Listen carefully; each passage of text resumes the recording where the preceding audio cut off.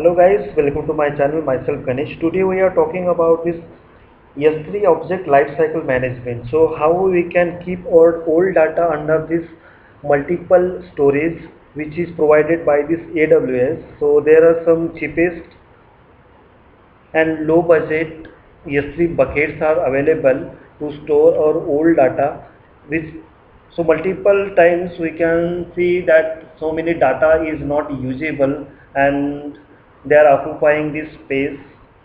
So if you want to keep that data, but it is important, means once in a year you can use that data, so you can keep that data under this particular storage. So you need to specify under this life cycle management. So we have created one bucket having the name gun MID 2013. Under that bucket we have keep our data, that is one image I have kept under this bucket. Go to under this management option. Here is the life cycle option. So click on it and add life cycle rule. Here we need to specify the name. I am giving the name, that is gun life cycle. Here you need to apply it for this all the objects in the bucket. Just click on it. Here if you want to apply it for current version and the previous version, you can select it. I am going to add it for this current version rule. So this is the options you need to select here. First I want to move my data into standard IA. So for 30 days it will move. After 30 days I want to move this data into another storage. So by default 30 days gap is showing here, 30 days then 60 days. So this is the default range.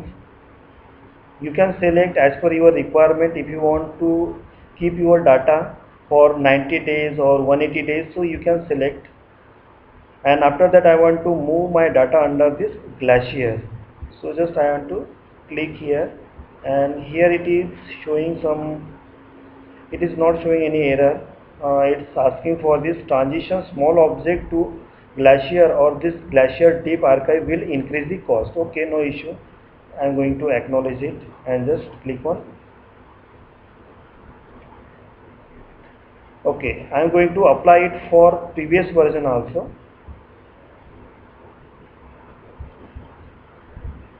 So first I want to keep my data under this standard IA.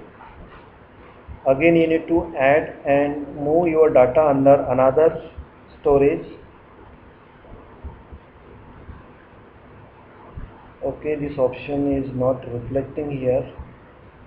So this is the way you can move your data. Now I'm going to click remove this particular and just I'm going to click on next.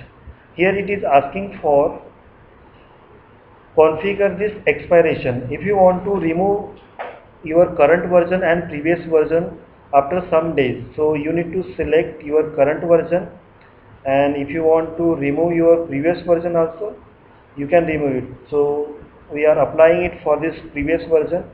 So by default it is showing 395 days. So after 395 days it will remove. If you want to increase that day, you can manually type the how much day you want to remove.